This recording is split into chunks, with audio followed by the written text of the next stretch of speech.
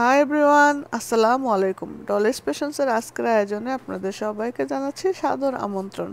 আজকের পর্বে আপনাদের সাথে শেয়ার করব একটা ডিম আর আলু দিয়ে এমন মজার একটা নাস্তা বানানো যায় যা ভিডিওটা না দেখলে আপনারা বুঝতেই পারবেন না কত মজার এই রেসিপিটা এত অল্প সময়ে এবং খুব সহজেই তৈরি করে ফেলতে পারবেন। তো চলুন ভিডিওটা দেখে আসি কিভাবে এই মজার নাস্তাটা তৈরি করা যায়। তো কাজটাকে সহজ করার জন্য আমি আলুগুলোকে সিদ্ধ দিয়েছি মাইক্রোওয়েভে। আপনারা চাইলে চুলাতেও সিদ্ধ করতে পারেন। আর যাদের মাইক্রোওয়েভ আছে তারা 3 মিনিট প্রথমে আলুগুলোকে মাইক্রোওয়েভে দিয়ে এক পাশ হয়ে আসলে আবার উল্টে দিয়ে আবার 3 মিনিট আলুগুলোকে সিদ্ধ করতে হবে। তারপর নামিয়ে একটু ঠান্ডা করে আমার মতো এইভাবে খোসা ছাড়িয়ে নেবেন। খোসা ছাড়িয়ে আলুগুলোকে হাত দিয়ে কিংবা কাঁটা চামচ দিয়ে আমার মতো এভাবে ম্যাশ করে নেবেন। আলু ভর্তা যেভাবে তৈরি করতে হয় ঠিক সেই রকম একটা ডো তৈরি করতে হবে। তো ভালো করে আলুগুলোকে ম্যাশ করে ডো তৈরি করা হয়ে গেলে অপর পাশে আমি কাঁচামরিচ, পেঁয়াজ, তারপর লবণ এই 3টা আইটেম নিয়ে নিয়েছি। আপনারা চাইলে ধনেপাতা কিংবা পুদিনা পাতা আরও সবজি অনেক কিছু অ্যাড করতে পারেন, তবে আমি সিম্পলভাবে তৈরি করেছি, সেটা আপনাদের সাথে শেয়ার করছি। আপনারা দেখতে পাচ্ছেন আমি একটা বোলের মধ্যে পেঁয়াজ, কাঁচামরিচ, ধনেপাতা, লবণ রেখে দিয়েছি আগে থেকেই। এখন আমি এখানে ম্যাশ করা আলুর ডোটাকে দিয়ে দিব, সাথে দিয়ে দেব 1 কাপ ময়দা।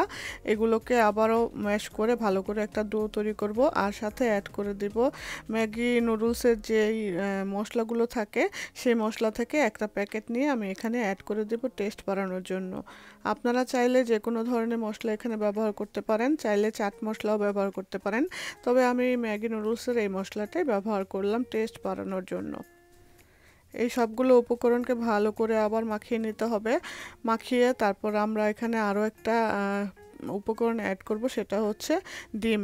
এই ডিমটা অ্যাড করেছি ভালো করে বাইন্ডিং হওয়ার জন্য এবং এই যে খাবারটা বানাবো সেটাকে একটু বেশি ক্রিস্পি করার জন্য এবং মুচমুচে রাখার জন্য, যেটাই বলেন না কেন।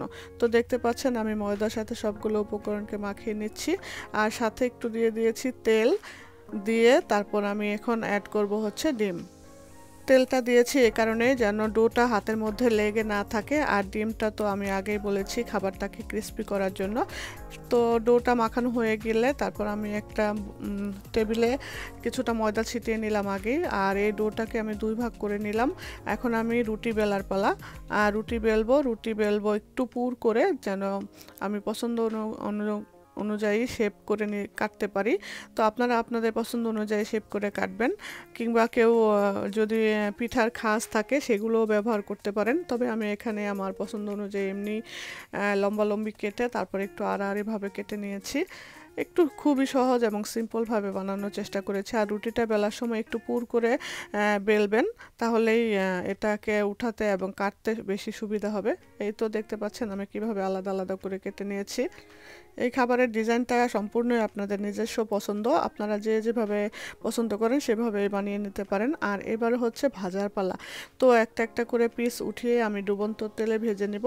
আর ভাজার সময় কিন্তু জালটাকে মিডিয়াম টু লো রাখতে হবে, না হলে কিন্তু এটা পুড়ে যেতে পারে এবং ক্রিস্পিও হবে না, আর ফুলবেও না ভিতর থেকে। তো ভিতর থেকে ফুলে একদম ক্রিস্পি হয়ে আসবে যখন, তখনই আপনারা তেল থেকে খাবারটাকে উঠিয়ে নেবেন। উঠিয়ে একটা টাওয়াল পেপার কিংবা টিস্যু পেপার নিচে রেখে তারপরে স্ন্যাক্সগুলোকে তুলে নেবেন। সাথে টমেটো কেচাপ বা অন্য যে কোনো সস দিয়েও আপনারা এটাকে বিকেলের নাস্তা হিসেবে পরিবেশন করতে পারেন। আমার তো দেখে জিভে জল এসে গেছে। তো কেমন লাগলো আজকের এই সহজ রেসিপিটা? যদি ভালো লেগে থাকে তাহলে অবশ্যই লাইক, কমেন্ট এবং শেয়ার করবেন। আর পরবর্তী ভিডিওটা পাওয়ার জন্য আমার চ্যানেলটাকে সাবস্ক্রাইব করে রাখবেন, পাশে থাকা বেল বাটনটাতে ক্লিক করে অল সিলেক্ট করে রাখবেন।